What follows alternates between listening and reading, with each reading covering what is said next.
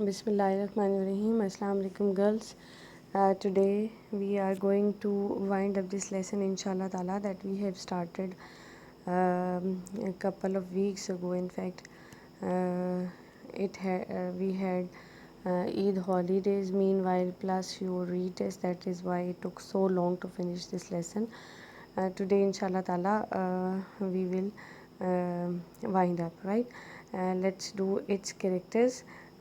These are important, as I have told you in the start of this lesson that the open window, off and on it comes to the question from this lesson comes to the final examinations, right?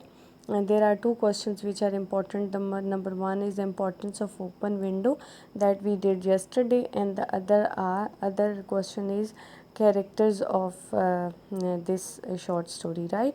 That is why we are doing both these questions, and I have sent you all the relevant material plus all that material which we did yesterday and we will do today in form of notes, so that you can prepare your own notes as well as you can memorize it, right? Let's start today's lesson. Bismillahirrahmanirrahim.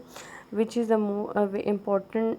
which is the importance of the three main characters as far as their names are concerned, right? Bismillahirrahmanirrahim. There are three central characters in the story, The Open Window.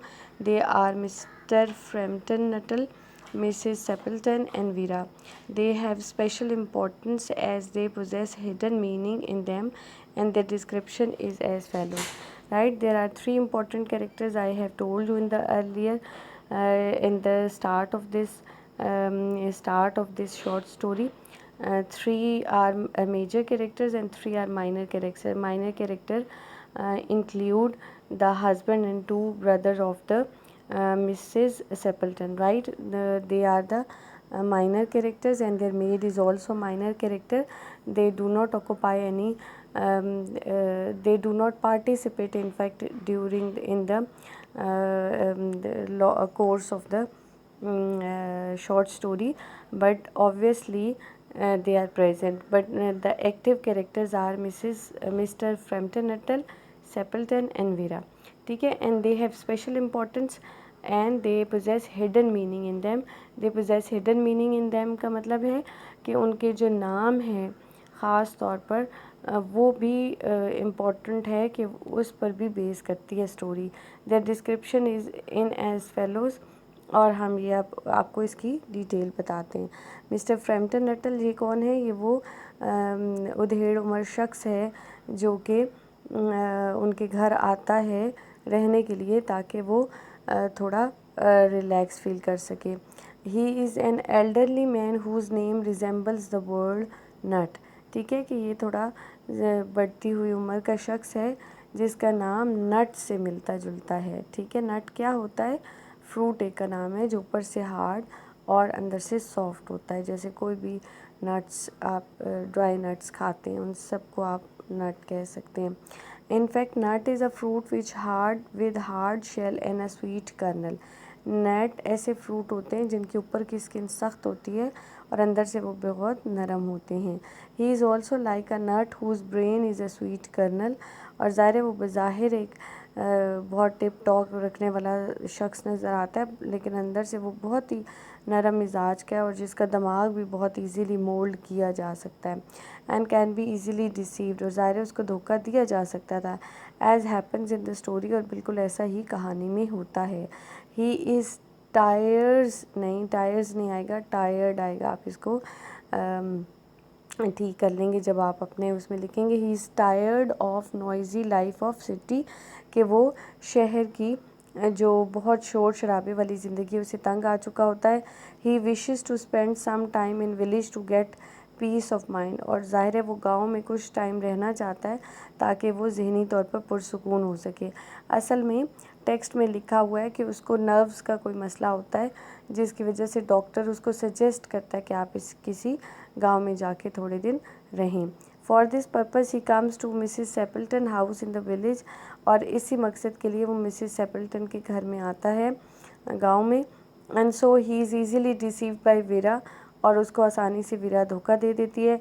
Hence he plays his role in the story according to the hidden meaning he possesses, और बिल्कुल इसी तरह से कहानी में वो अपना किरदार अदा करता है, बिल्कुल ऐसे ही जैसे कि उसका नाम है। ठीक है, कि एक बहुत सख्त मिजाज दिखने वाला शख्स जो कि आसानी से जिसको धोखा दिया जा सकता है। बिल्कुल जिसका छोटा सा कैरेक्टर है, हम बहुत ज़्यादा इसको मतलब बोलते हुए नहीं देखते, इसको सुनते हुए ही देखते हैं, क्योंकि वीरा जो है इसको ऑक्यूपाई किए हुए होती है। अच्छा जी, दूसरा कैरेक्टर है मिसेस सेपल्टन का। She is an elderly lady, ये भी एक बड़ी उम्र की खातून है। वेरी पोलाइट, बहुत ही शाइस्ता मिजाज की हैं। And graceful in her behaviour, और अपने रवैये में भी बहुत मतानत रखने वाली हैं। ठीक है, so her name could be identified with the word simpleton.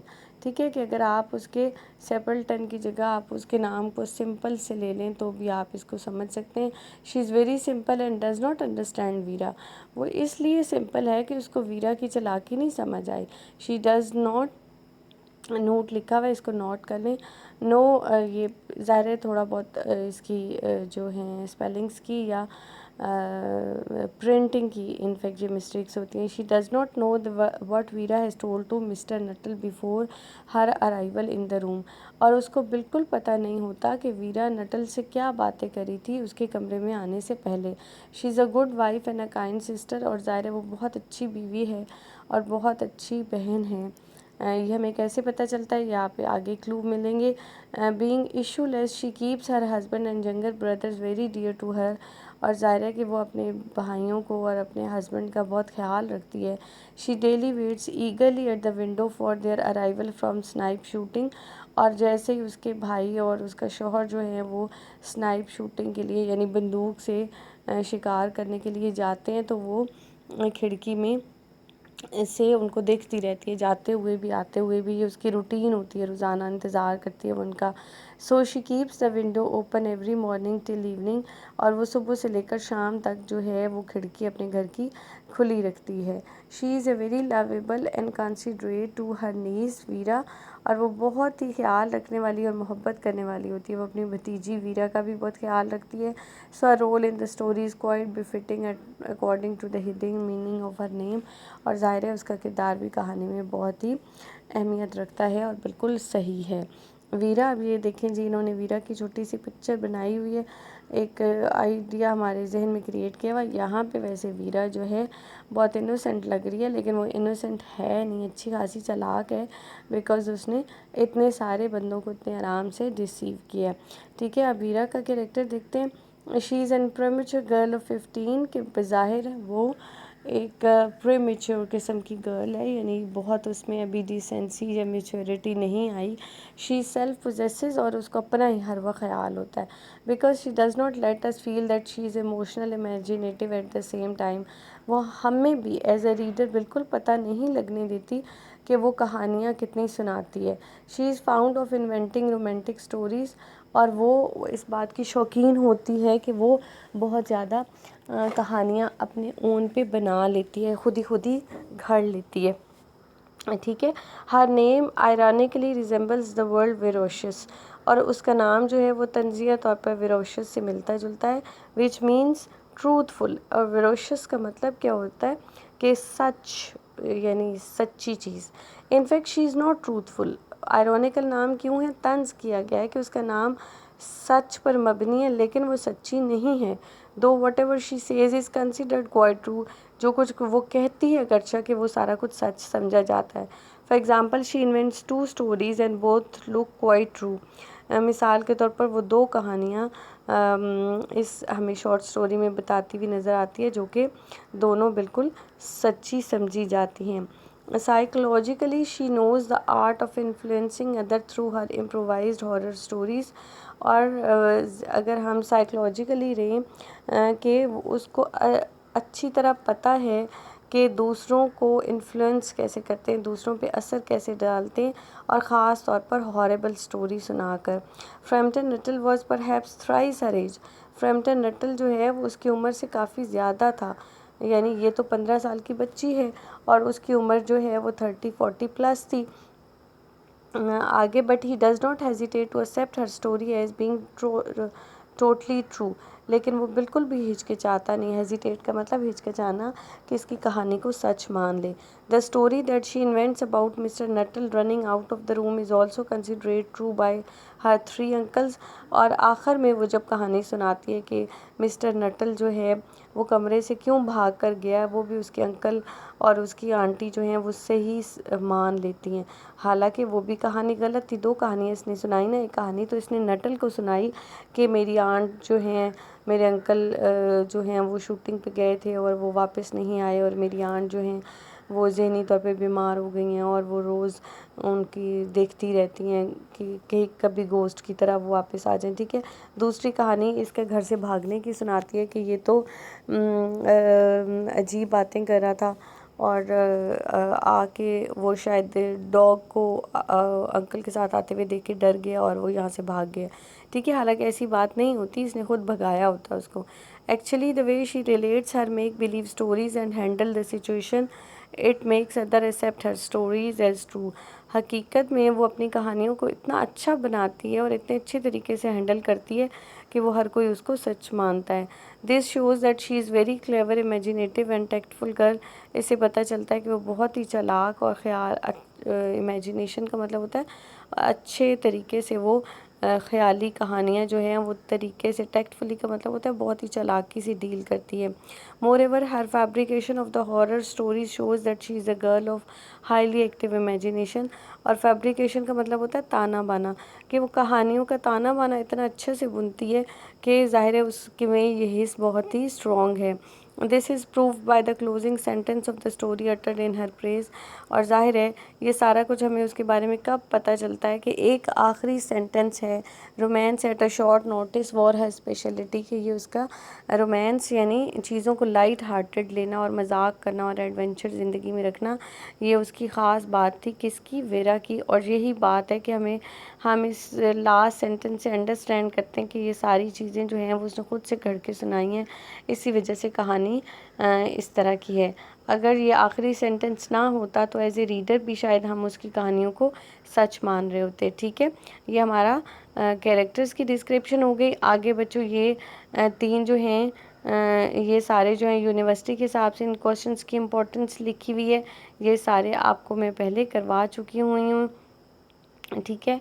कि open window and comment on it's atmosphere, ये सारे भी आप इसी, ये जो आप पीछे पढ़ चुके हैं इसी में से ये आगे दिया गया है कि आप इसमें थीम, क्वेश्चन नंबर 1 में पहले थीम लिखेंगे, समरी लिखेंगे और फिर उसका कंक्लूजन लिखेंगे। दूसरे में ये हमने आपको